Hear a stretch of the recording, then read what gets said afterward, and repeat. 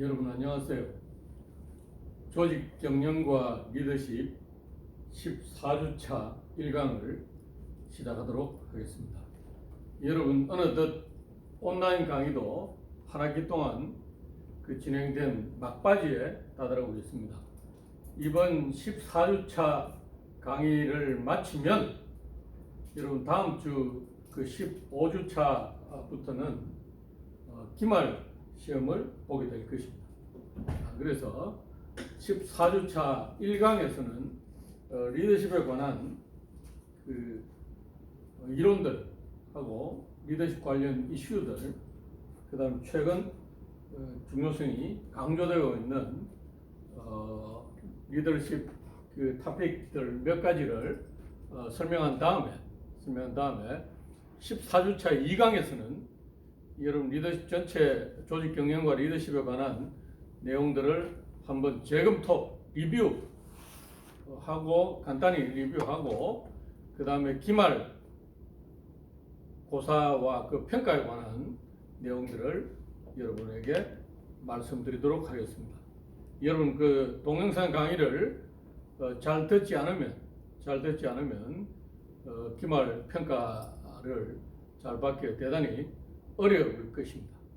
여러분 다 알바라든지 여러 가지 개인적인 사정이 있고 바쁘지만 여러분들은 대학교를 다니는 학생이라는 본분이 있습니다. 그죠?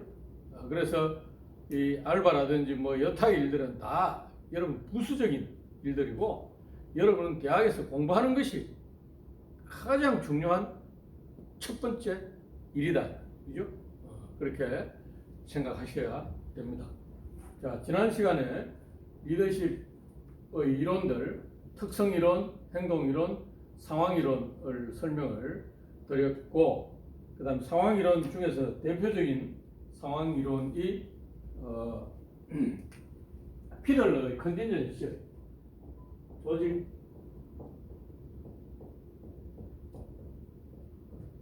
경영과 리더십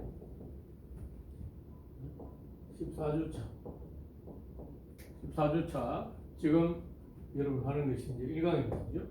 1강이다. 그래서 리더십의 지난 시간에 세 번째 이론은 상황이론, 그죠?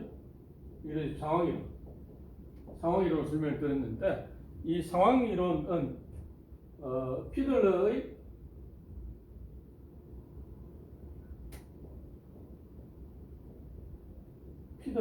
컨틴전시 시어리.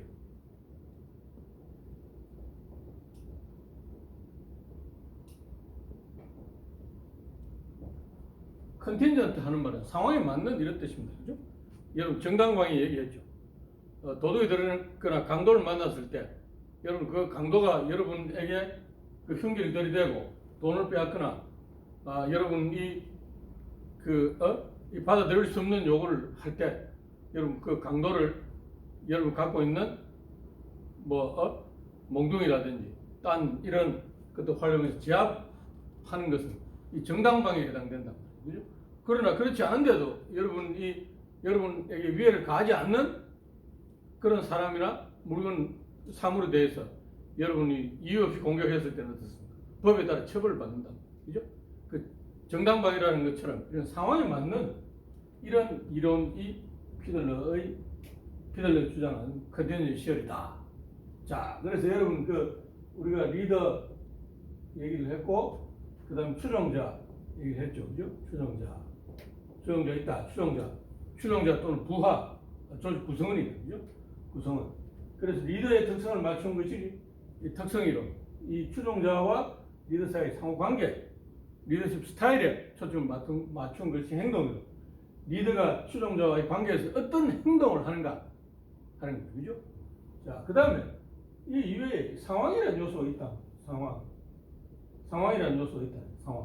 이 상황 요소는 리더의 상황일 수도 있고 추종자의 상황일 수도 있고 외부의 상황일 수도 있습니다. 그죠? 자, 이런 것들이 다 다르다. 이런 요소에 따라서 리더십의 스타일이 달라지거나 리더십 효과가 다르다 이렇게 봅니다.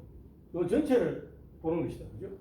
자, 그래서 피들러의 리더십 상황 이론을 다시 한 번 더 핵심적인 내용을 여러분에게 요약해서 설명을 드리면 이렇습니다. 피들러는 자, 이 리더십 스타일이 있다. 리더십 스타일이 있다. 그죠? 자, 행동 이론에서 여러분 말했던 스타일 기억나시죠? 자, 직무 중심적 리더십, 부하 중심적 리더십 이런 게 있다. 그죠? 자, 직무 중심적 리더십은 여러분 흔히 말하는, 여러분 알바 해보시면 여러분 점장이라든지 사장이나 관리자가 어떻습니까? 깐깐한 사람이 있죠. 깐깐한 사람. 저 사람 참 깐깐해. 이렇게 여러분이 느끼는 사람은 대부분 직무 중심적 리더입니다. 반면에 저 사람은 대단히 인간적이야. 인간적이라는 무슨 뜻입니까? 여러분의 사정을 조직의 입장보다도 여러분이 개인적인 사정들을 먼저 고려해주고 그걸 이해한다는 뜻이죠. 그죠? 그 인간적인 아닙니까? 그죠? 사장님, 뭐 지배인님, 부장님, 제가 오늘 아침에 뭐 무슨 이 집안에 무슨 일이 있어서 좀 늦겠습니다. 규정상 여러분 지각하면 어떻게 됩니까? 하루 일당이나 이런 걸 다 받을 수 없는 상황이 생긴단 말이에요. 그런데도 관리자가 여러분 편의를 봐서 그래 김철수 씨 그리고 오늘 볼일 보고 그래 어쨌든 볼일 보고 시간 맞춰서 오세요. 그죠? 아니면 오늘 저녁에 무슨 가족 모임이 있는데 제가 좀 일찍 퇴근해도 될까요? 이런 건 조직의 근무와 상관없는 개인적인 일이죠. 그죠? 개인적인 사정들을 봐주고 배려해주는 이런 사람들 인간적인 사람이라고 얘기한다. 그죠?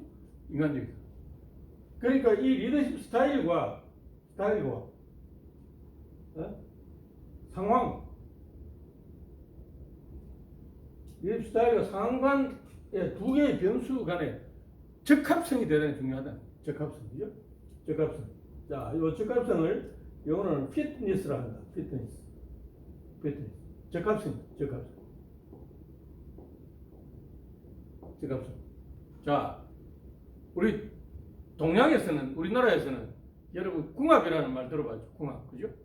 자, 여러분 아마 여러분 젊은 세대들은 뭐 그런 용어 익숙하지 않을지 모르지만 여러분 부모님 세대나 그 위에 탈머리 세대는 어떻습니까? 결혼하기 전에 반드시 궁합이라든지 부부의 성격적인 측면 아니면 이 주역에서 말하는 이 음양 오형과 관련된 여러 가지 사주를 판단해서 궁합이 잘 맞는가 안 맞는가 이렇게 본단 말이죠. 자, 그게 성격적인 그런 특성들이겠죠. 개인의 행동은 문화에 따라서 대부분 결정된다. 여러분이 대도시에 태어났다. 어릴 때부터 서울에서 종로에서 태어났는데 어린 시절 종로에서 보내고 종로 자랐다. 그러면 어떻습니까? 여러분 행동은 우리 서울 깍쟁이 이런 말도 합니다만 시간에 대한 관념이라든지 행동의 기준이 여러분이 태어난 서울 사대문 안에 있는 종로의 많은 사람들이 생각하던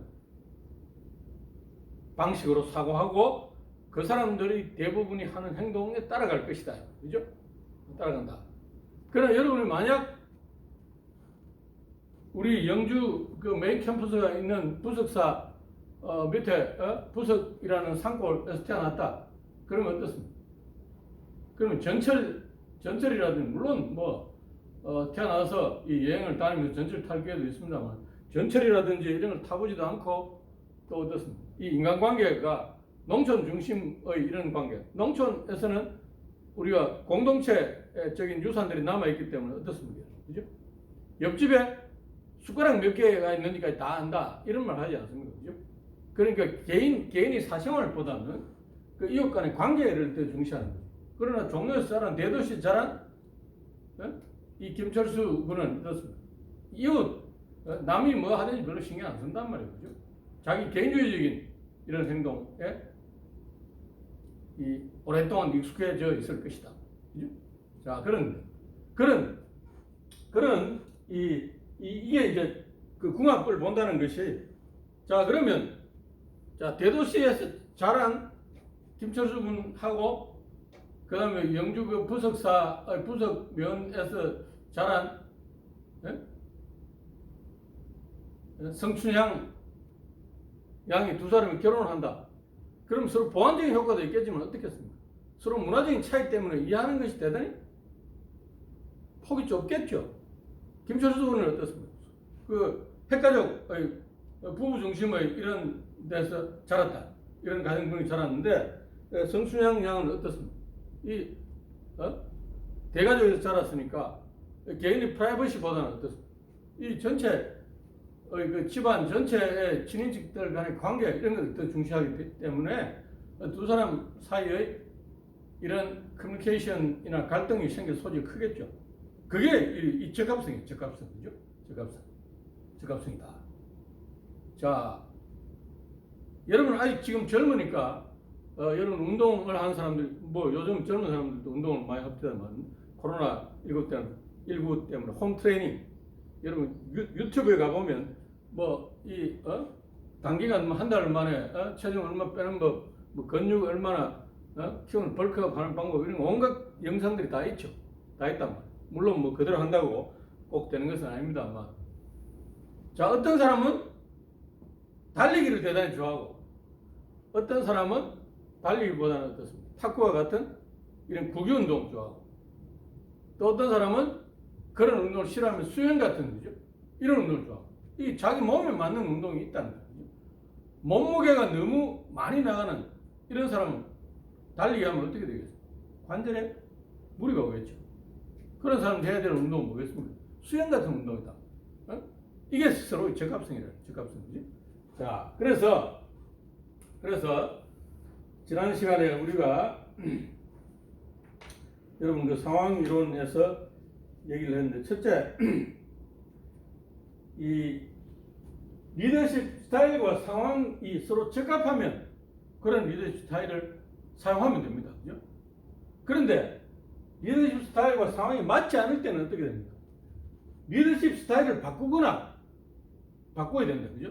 이 상황에 맞는. 자, 리더십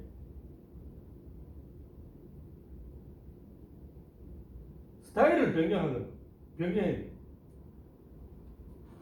그러나 리더십 스타일을 변경한다는 것은 어떻습니까? 쉽지 않겠죠. 여러분 개인의 성격 설명을 드릴 때 우리가 우리 친구들끼리 그런 말 하죠.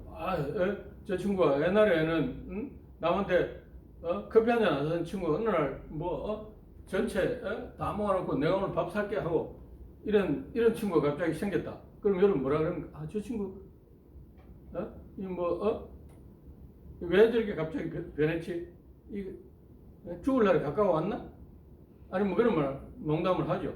그래서 여러분 이 성격이 바뀌면 3년 안에 죽는다 하는 이런 말들도 우리가 농담 삼아 하는데, 그러니까 이 성격이나 이런 걸 바꾸기가 쉽지 않다는 거예요. 그죠? 그러니까 리더십 스타일을 바꾸는 것이 좋은데 바꾸기가 쉽지 않기 때문에 뭘 바꾼다?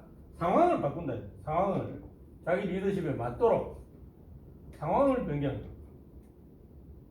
상황을 변경. 그죠? 자, 이 두 가지. 자, 그렇겠죠. 자, 여러분 입고 싶은 옷을 살려고 하는데 내가 지금 뭡니까? 내 몸에 맞는 건 66 사이즈인데 이 44 사이즈를 입으면 참 좋겠는데 이 66 사이즈를 입어야 되는 44 못 입는다. 그죠? 그럴 때 여러분 어떻게 합니까? 슬림하게 다이어트해서 이 몸무게를 빼면 된다. 그죠? 빼거나 아니면 또 뭡니까? 몸무게를 못 빼면 어떻게 되겠어요? 이 66 사이즈를 입거나 이렇게 해야 된다. 그죠? 그런 얘기. 변화라는 거죠. 자, 그런 내용들을 우리가 얘기를 하고 있습니다. 그래서 피들러는 리더에게 상황이 유리하거나 상황이 불리할 경우에는 어떻게 하라? 직무 중심적 리더십 스타일을 사용하는 게 좋다. 그죠? 그 다음에 유리하지도 않고 불리하지도 않을 때는 뭡니까? 관계 중심적 리더십 스타일을 사용하라. 이렇게 얘기를 하고 있습니다.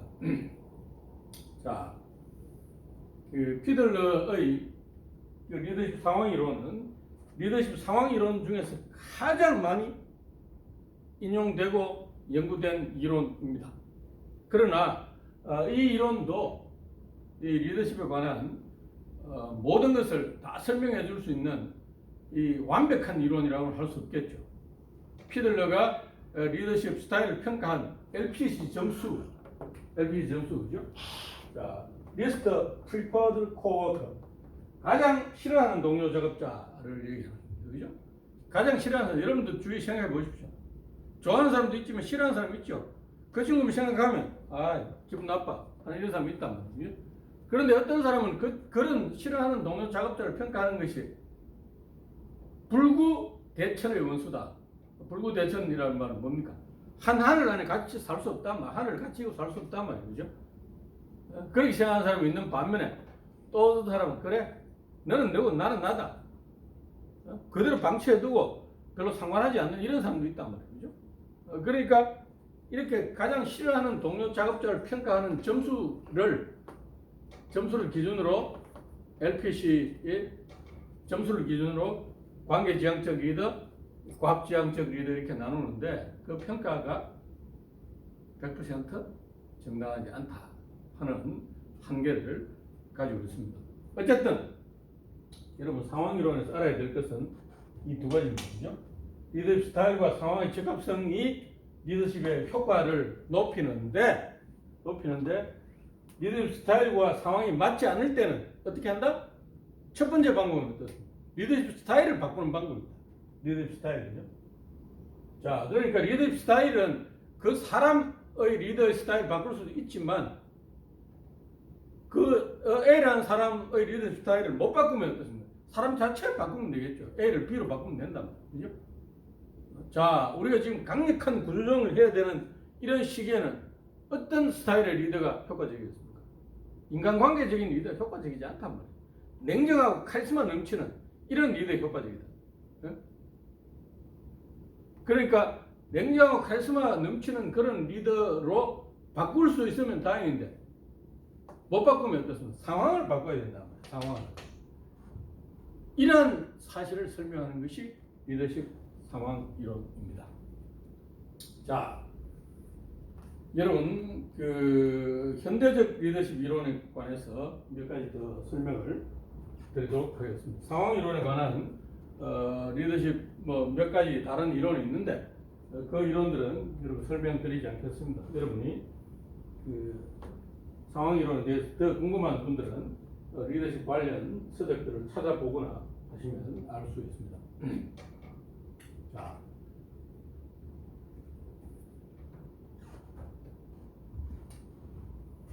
네 번째로 이 현대적 리더십 이론을 몇 개 살펴보도록 하겠습니다. 첫 번째가 LMX 시절입니다. 리더와 구성원 간의 교환 관계.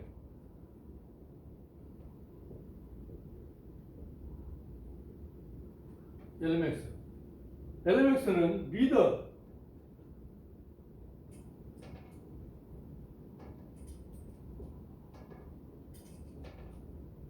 멤버,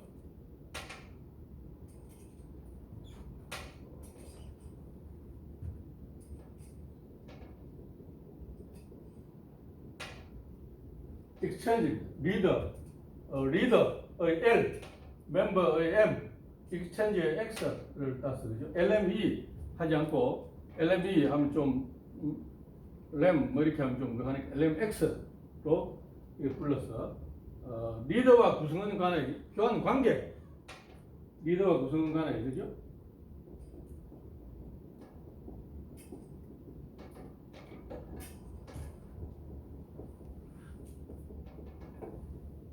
그런 관계다. 자, 우리 과거의 전통적인 리더십 이론, 특성 이론, 행동 이론, 상황 이론 다 마찬가지입니다. 그죠? 자, 상황 이론, 특성 이론 이런 보면 자, 리더 있다. 그죠? 리더 있고 구성원들이 구성원 1, 구성원 2, 구성원 3이 있다. 그죠? 자, 전통적인 이론은 어떻습니까? 리더와 구성원 사이의 관계가 전부 동일하다. 이렇게 본 거예요. 똑같다. 그런데 여러분, 리더와 구성원 간의 관계는 어떻습니까? 동일하지 않죠? 개별적인 관계들을 다 맺고 있다. 그죠? 자, 여러분 집에 여러분 가족들 형제 생각해 보십시오. 그죠? 우리가 흔히 부모님들이 그런 말씀 하시죠. 자, 5손가락이 있는데 깨물어서 아프지 않은 손가락이 없다. 그래서 자녀들을 똑같이 골고루 사랑해야 된다. 그 말씀 맞는 말이죠. 여러분 골고루 사랑하고 있죠. 그러나 여러분들이 어떻습니까? 아버지 어머니의 관계, 그 다음 형제들 간의 관계, 어머니가 여러분 자녀들을 대하는 관계가 어떻습니까? 여러분 다 그 관계 100이라면 여러분 똑같이 100이라고 생각합니까? 그렇지 않죠. 이 관계가 100일 수도 있고 70일 수도 80일 수도 있다. 그죠? 자, 내가 아는 우리 박사한 우리 선생님 한 분은 어떻습니까? 그 자녀들이 5명인가 이렇게 있는데 그 한 자녀는 뭐 아들 한 사람이 어떻습니까? 늘 이 말썽을 부리는데 아버지가 그 아들 때문에 전전긍긍하고 늘 했는데, 그래서 중학교 2학년 때 자, 내가 더 이상 이 말썽을 부리고 집에도 안 들어오고 밤에 늘 나다니면 너는 이제 내가 찾으러 가지 않겠다. 사고 쳐도 수습해 주지 않겠다. 아버지가 탁 선을 한 거예요. 선을 하고 나서 그 아들이 어떻습니까? 또 집을 나가서 이 문제를 일으켜. 그 아버지는 이제 이 부모 연을 끊자. 부모 자식 간 연을 끊자. 물론 뭐 자식을 교육시키기 위해서 그렇게 했죠. 그런데 이 친구는 어떻습니까? 집을 나가서 들어오지 않는 거예요. 본인 혼자서 대학 입학하고 군대도 혼자 가고 이렇게 해서, 그죠? 그런 경우가 있단 말이죠. 그러니까 5명 자녀가 있지만 어떤 관계라는 것은 리더가 있고, 자, 구성원 A 1과의 관계는 뭐 이런 관계일 수도 있고, 구성원 2과의 관계는 훨씬 더 이 밀접한 관계일 수 있고, 그죠? 구성원 3과의 관계는 2보다는 약한데 1보다는 좀 강한 이런 경우가 있다. 이런 관계가 훨씬 더 현실적인 것 아닙니까, 여러분? 그렇죠? 그러니까 LMX 이론이 이 LMX 이론에서 부하의 구성의 관계를 이렇단 말이에요. 전통적인 리더십 이론은 똑같다고 본 거죠. 이렇게 다르다. 그걸 설명하는 그 리더와 부하의 관계를 설명하는 것이 LMX 이론입니다. 자, 그래서 LMX의 관계에 영향을 미치는 것은 추종자가 갖고 있는 특성, 그 다음 리더와 추종자의 상호 지각, 상황 요인, 이런 뭐 여러 가지 것들이 있다. 자, 1강은 14주차 조직 경영을 리더십 1강은 여기까지입니다. 여러분 2강에서 나머지 더 자세한 내용들을 설명을 드리고 시험에 관해서 말씀을 드리도록 하겠습니다. 여러분 조직 경영을 리더십 1강은 여기까지입니다. 수고하셨습니다.